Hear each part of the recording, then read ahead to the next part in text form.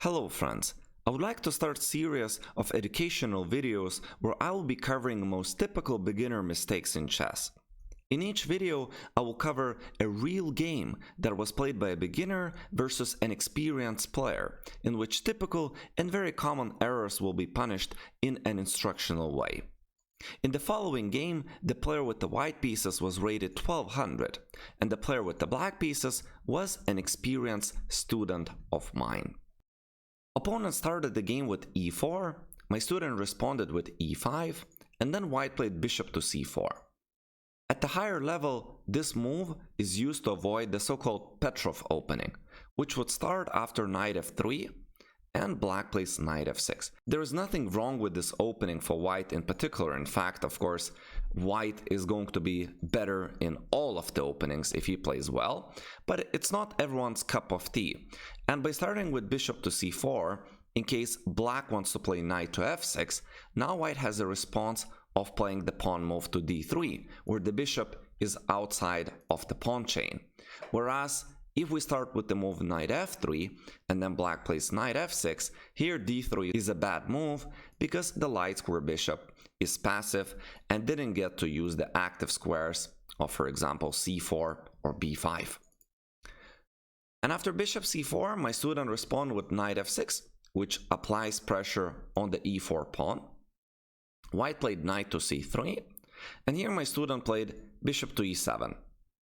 It's not the best square for the bishop, but it's super solid, and since we're playing an opening that's called the Hungarian defense, this is where the bishop is usually placed. It is objectively perhaps not the most theoretical and doesn't attempt to equalize in the fastest manner, but this move avoids any kind of complications if white decides to complicate matters very soon. After knight f3, my student played knight to c6, and white does have a small advantage perhaps due to more active bishop on c4 compared to the bishop on e7, and at the same time it is white to play, so white theoretically leads the development. And here we're going to see the first mistake that I think is very typical for a beginner chess player. He goes knight to g5.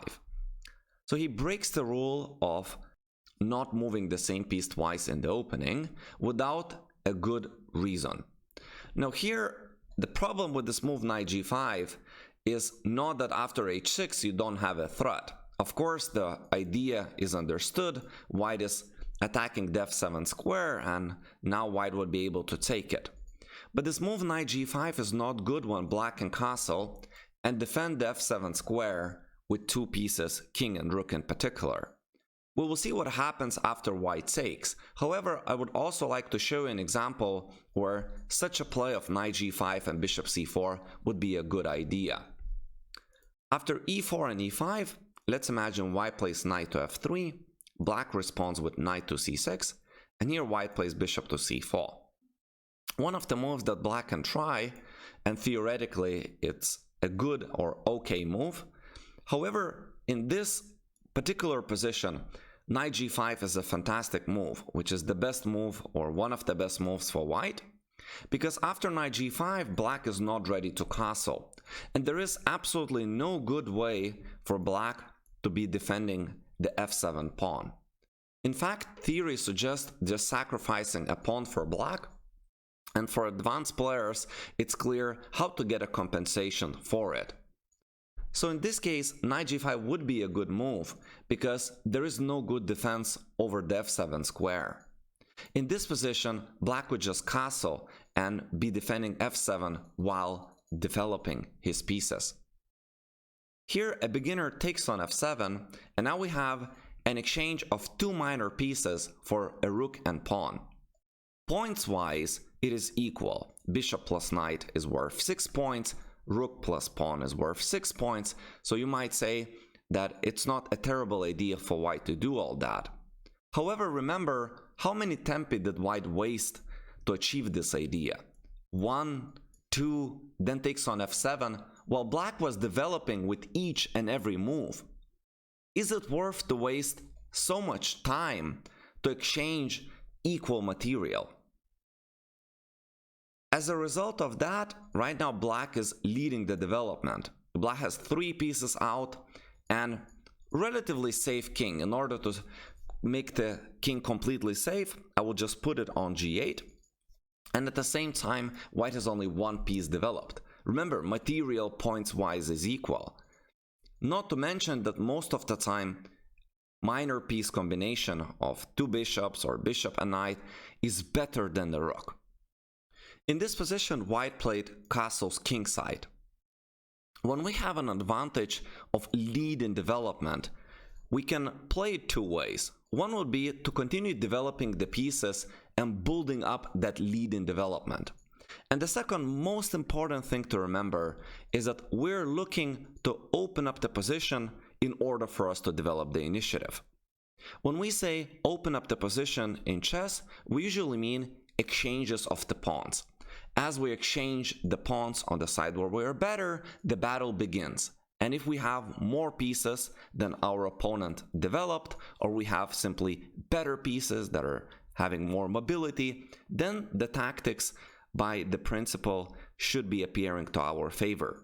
And here black plays a very good and natural move, d5. It attempts to open up the center so that black could start developing the initiative against the weaknesses of whites that will be created subsequently. And white goes against all the principles. He's playing f4. If white is less developed, he needs to keep the position closed, because in closed position, development doesn't matter as much. Black in this position steps out of the way where the rook of whites is. Black is moving the king to g8 square, and that would be called prophylaxis. We're just moving away because at some point that rook could threaten us with pins or discovered attacks. It is a safe thing to do for the most important piece of ours. Now white starts opening up the center. That's what black should be doing, not white. And in fact, after exchanging these pawns in the center, black is just going to improve his pieces by recapturing with the knight. And that again makes black's position better. So we had f takes e5 in the game by white. Black responded with knight takes. White took again, and black takes. So now we have a position that is opened, and black's knights, instead of being on f6 and c6, where they're good as well, now they're in the very center. That's like that middle part of the donut where you have the chocolate, the most delicious one. And with these very active pieces with enormous potentials for the bishop and the queen, black already has a lot of tactical possibilities that you will see in so. Not only that, white plays a move rook e1. He has 3 or even 4 pieces that are not developed. The last thing that you want to do is moving same piece again and again, because that will make black's position even better and better as black is continuously developing more and more army. After rook e1, black notices that he can develop the bishop from c8 square to g4 with a temple. We're attacking the queen while the bishop is guarded by the knight, and we get another piece into the game. And from all of this activity, tactics appear to our favor. Tactics don't appear because of magic or luck. Tactics appear because one player is taking good strategic decisions, or the other player is taking bad strategic decisions. That's why when a beginner chess player is playing an experienced chess player, tactics do tend to appear always or most of the time to the favor of the player that is taking good strategic decisions, and that's usually the experienced player. Here white has only one move to save the queen, knight to e2, and now black can play knight to f4. You can see that black has a pin and pressure, and now even the checks are there. We don't know if those checks at this particular point will achieve us anything, but they're there, and at some point they might hurt white.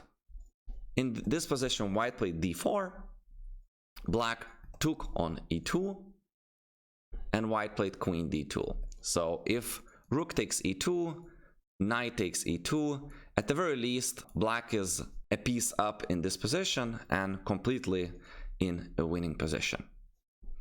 In the game after queen d2, Black played knight g6, g3. The idea of g3 is to deflect the knight, which is guarding the bishop on e2 square.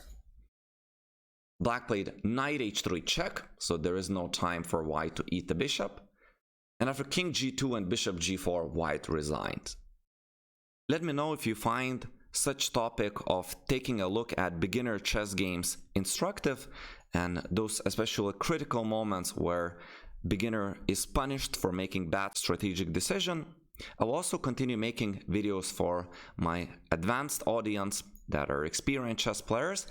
If you did enjoy the video, please do subscribe to my chess channel. You can also consider hiring me as your personal online chess coach. My contacts are on the right. That's my full-time job for many years. Stay safe, my friends, and continue loving the game. Thank you for watching.